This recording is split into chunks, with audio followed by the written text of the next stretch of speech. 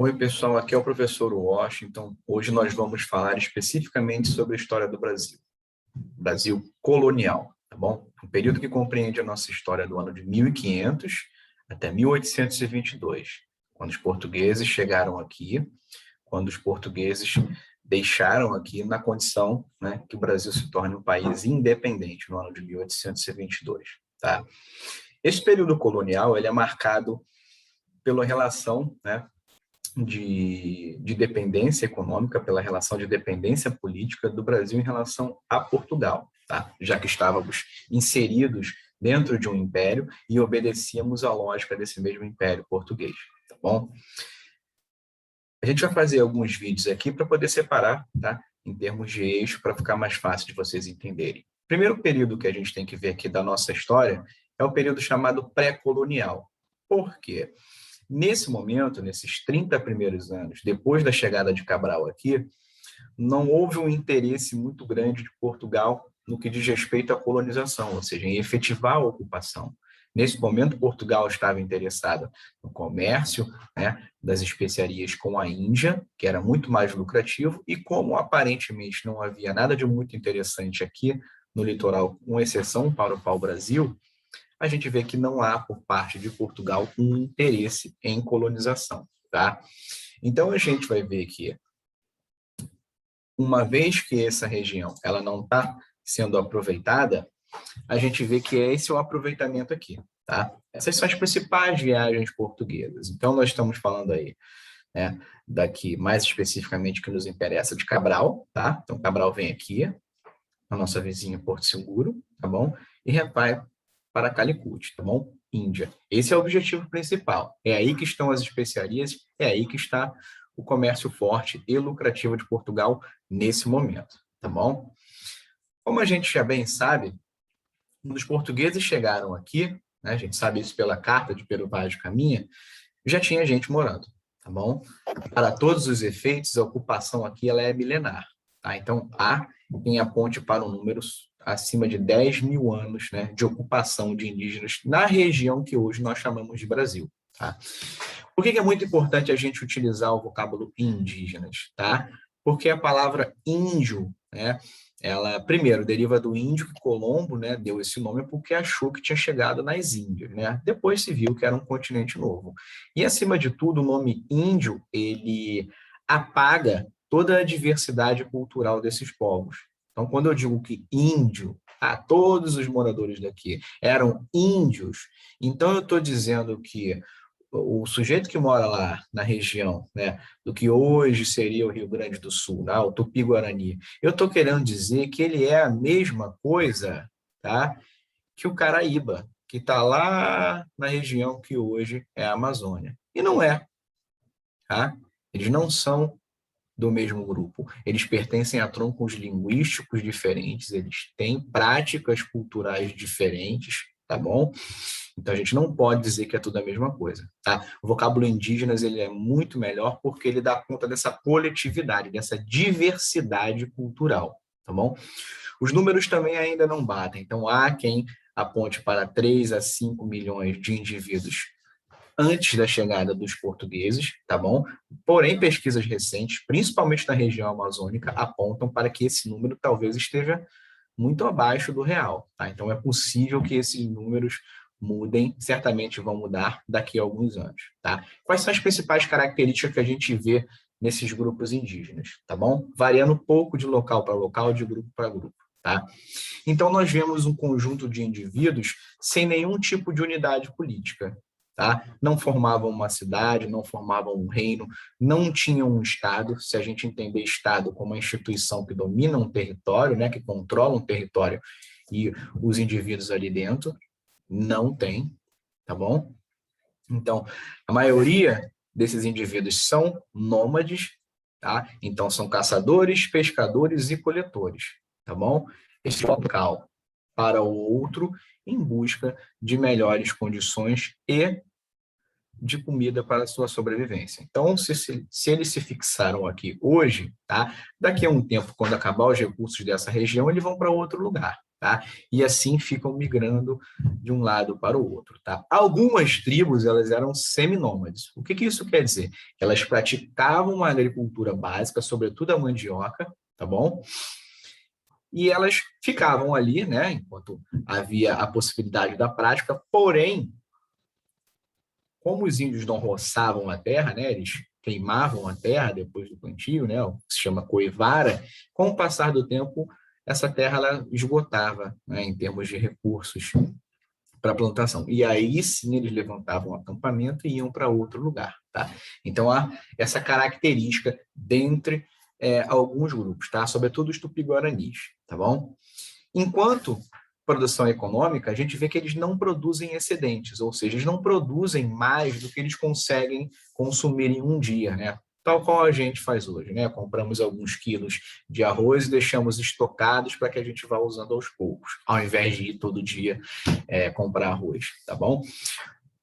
A noção que o indígena tem de economia, ele parte da economia da abundância, ou seja, a terra, para ele, provê tudo que é necessário para a sua sobrevivência. Esses sujeitos vivem em grupos pequenos, então, de fato, o redor ele provém tudo aquilo que é necessário para a sobrevivência. Então, não há necessidade de caçar animais e de estocar 20 quilos, 30 quilos, 200 quilos, mesmo porque nem tem tecnologia para isso. Não há necessidade de fazer isso, porque no dia seguinte, se eles saírem para caçar, vai ter. Então, essa mentalidade da abundância, ela faz com que esses indivíduos não vejam necessidade de produzir o excedente, tá? Isso, quando visto pelo português, vai ser encarado como sinônimo de preguiça, tá? Mas a gente tem que entender do ponto de vista cultural do indígena e não do português, tá? Então, não é uma questão de preguiça, é uma questão de não haver necessidade do ponto de vista social de você produzir excedente, tá bom? Eles vivem, em geral, em uma vida comunitária, ou seja, grupos, né, que podem variar aí de grupos pequenos a grupos um pouco maiores, né, de 300 indivíduos organizados em aldeias não muito distantes uma das outras, tá, que se comunicam, tudo bem? Não há uma propriedade privada, ou seja, isso é meu, aquilo é seu, etc. Então, a propriedade é coletiva, tá? Quando muitos instrumentos são privados, e olhe lá, né, não é comum também entre esses indivíduos, tá bom? A divisão do trabalho é uma divisão sexual, ou seja, homens caçam, pescam, constroem e defendem um grupo, mulheres coletam, praticam a agricultura, dependendo do grupo, tá bom? E tomam conta das crianças. Tá? Então, essa é a separação. É uma separação extremamente simples, porque são poucas as necessidades desses indivíduos. Então, não tem por que eu ter uma organização mais complexa do que isso, tá bom? Não dominavam escrita, pelo menos até hoje a gente não descobriu nada, tá bom? Em geral eram politeístas ou animistas, ou seja, acreditavam na existência de vários deuses, tá? E animistas porque eles acreditavam que a própria natureza tinha alma. Então, entre eles não havia uma divisão entre natural e sobrenatural, tá? Era tudo a mesma coisa. É importante a gente salientar que esses grupos não viviam todos em forma pacífica. Então, haviam guerras, né? Muitas vezes violentíssimas entre esses indivíduos, tá bom? Algumas guerras eram por territórios, outras não. Então, entre os tupinambás, por exemplo, a guerra ela não era uma guerra necessariamente por recursos econômicos, né? Vou tomar essa terra aqui porque ela é mais rica, vou tomar aquela de lá porque ela é mais rica, tá bom? Não. No caso dos tupinambás e de outros grupos também que praticavam a antropofagia, ou seja, o canibalismo, né, devoravam os seus inimigos, a antropofagia ela está ligada a um ritual de você devorar o inimigo, mas não para devorar a carne dele, mas para devorar o espírito, a força, a coragem, a inteligência. Tá? Então, por mais que possa parecer estranho para a gente, é uma forma de você reconhecer que aquele indivíduo sendo devorado era um indivíduo especial. Além disso, a guerra ela tinha uma função cultural e simbólica também. Ela demarcava a identidade dos grupos. Ó, nós somos o grupo A, tal grupo é B, tá? Nós somos diferentes. Então, há essa função também de certa forma, marcar a identidade do grupo, tá bom? Então, a gente vai ver que alguns cientistas defendem, né, como diz aqui no último, 40 mil anos de idade de ocupação, tá? Não é ponto pacífico, tá? Nem todo mundo aceita uma data tão recuada assim, tá? A maioria aceita data para cima de 10 mil anos, entre 10, 15 e 20, dependendo da corrente a qual ele se filia, tá bom? Tá. Quando Portugal vem para cá, impõe aqui um sistema que a gente chama de pacto colonial, ou exclusivo econômico, né? Exclusivo colonial, que basicamente é o seguinte: uma colônia, no caso o Brasil, só pode fazer legalmente comércio com Portugal. Qualquer coisa fora desse eixo é contrabando, que existia, diga-se de passagem, tá bom? Então o Brasil compra e vende de Portugal, tá bom? Portugal é detentora do monopólio de extração das riquezas daqui. Gêneros tropicais, metais preciosos, etc. Tá bom? Essa lógica funciona para toda a colônia, tá? Não é só para o Brasil, não. Mas o que nos interessa aqui é o Brasil, tá bom? Então, a gente vai ver que isso é uma forma que os estados europeus têm de drenar riquezas de outros lugares, tá? Então, eu vou fazer com que cada colônia se especialize. No caso do Brasil, a gente vai ver mais adiante a produção de açúcar, enquanto na África, ela fornece basicamente escravos que vão ser utilizados no Brasil, tá? Então, uma não concorre com a outra. Enquanto uma faz açúcar, a outra fornece escravos, tá bom? Para que essa economia gire e gere mais lucro possível, tá bom? Como a gente só tem como fazer comércio com Portugal, a gente é dependente dessa mesma metrópole, né, de Portugal. E a mão de obra, ela é compulsória, ou seja, ela é escravista, tá? Os primeiros escravos no Brasil foram os indígenas, esses resistiram, tá? E foram fugindo cada vez mais do litoral, e só num segundo momento que entram os escravos vindo da África, tá bom? E aí sim a gente vai ver que se forma um comércio, né, escravista, o tráfico negreiro, como se chamava na época, muito intenso e muito forte, tá bom? Tá. Qual vai ser o primeiro ciclo econômico do Brasil? Vai ser o pau-brasil, tá? Primeiro grande produto daqui. Reparem, é um produto primário, tá? Uma faixa litorânea, tá? Que a gente vê mais ou menos do que hoje a parte sul do estado do Rio de Janeiro até o que hoje é Rio Grande do Norte, tá bom? Essa é a área de presença do pau-brasil, tá bom? Era muito apreciado, por quê? Porque a tinta dele, né, a tinta escura, vermelha, não vermelho escura, era utilizado para atingir tecidos na Europa, sem dizer que a própria madeira era utilizada em si, tá bom? Então, a gente vai ver que nesse primeiro momento, nesses 30 primeiros anos, né, do período pré-colonial, não se formaram cidades aqui, porém feitorias. Feitorias, para a gente visualizar como se fosse uma pequena vila. Ali mora um conjunto de indivíduos de origem portuguesa e eles são a mediação entre portugueses e indígenas, tá? Então, os indígenas tirariam esse pau-brasil e trocariam por produtos de origem europeia portuguesa, tá? Machadinha, espelho, roupa, miçanga, etc. O que eles, indígenas, consideravam algo de valor para eles, de interessante, tá? Inicialmente, até armas de fogo foram trocadas também. Depois, com o tempo, os portugueses pararam de fazer isso, tá? O pau-brasil, ele é extraído no regime de estanco, ou seja, um monopólio da coroa. Então, só o rei de Portugal está autorizado a fazer comércio. No entanto, como ele não fazia, o que o rei de Portugal fazia? Ele arrendava, digamos assim. O primeiro explorador do pau-brasil aqui foi Fernando de Noronha, tá? Então, ele comprou a possibilidade de extrair pau-brasil daqui. Na prática, ele fez o seguinte: ele deu um X para o rei, deu um tanto de dinheiro, e durante tantos anos, só ele, Fernando de Noronha, poderia extrair pau-brasil desse litoral, tá bom? Mais uma vez, contrabando existia, sobretudo feito pelos franceses, tá? Um regime econômico de escambo, ou seja, não é uma economia monetarizada, dinheiro por produto, é produto por produto. Tá? Então, os portugueses trocam o que para eles, portugueses, é insignificante para obter o pau-brasil, tá? Que para os portugueses é importante. Mas a gente vê que a lógica da importância ela é dada pela cultura, não pelo objeto em si.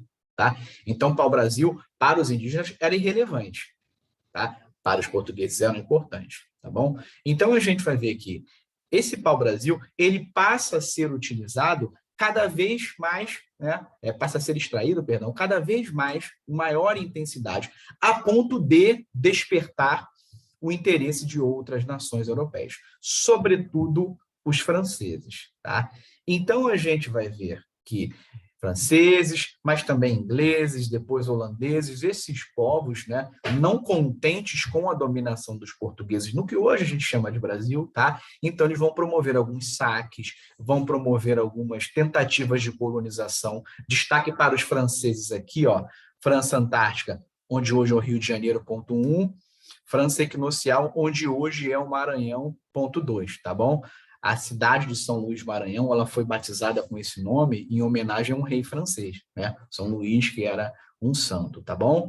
Então, a gente vai ver que diante da possibilidade de perder, né? Diante de um comércio com a Índia que já está declinando, ou seja, está ficando menos lucrativo e mais oneroso, Portugal vira os seus olhos para cá, né? E pensa o óbvio: se eu não ocupar, alguém vai ocupar. Tá? Então, a gente vai ver que a partir de 1530 começa o projeto de ocupação por parte dos portugueses. Tá?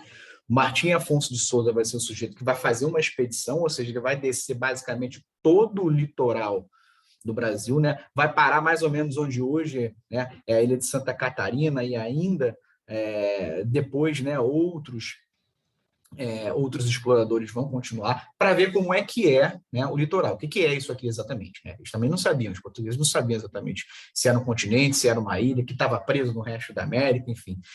Havia mais desconhecimento do que conhecimento. Então, essa expedição de Martim Afonso de Souza, basicamente foi para ver como é que eram as condições. Tá? Ele, Martim Afonso de Souza, funda a primeira vila do Brasil. Tá? São Vicente, hoje uma cidade, né, que ainda existe, é uma cidade no litoral do estado de São Paulo, tá bom? E o que é colonizar, para a gente terminar aqui esse primeiro vídeo, pessoal? Colonizar significa ocupar fisicamente, significa defender tanto de inimigos externos quanto de inimigos internos, ou seja, de outros povos europeus ou dos próprios povos nativos. Tá? E, por fim, colonizar também é explorar economicamente, ou seja, fazer aquela terra dar algum tipo de lucro, tá bom? Então, esse é o objetivo aqui, tá bom? Então, a partir da década de 1530, a situação do Brasil, ela muda. Portugal passa a dar mais atenção e, efetivamente, começar a colonização, tá bom? Daqui a pouco a gente continua com o resto.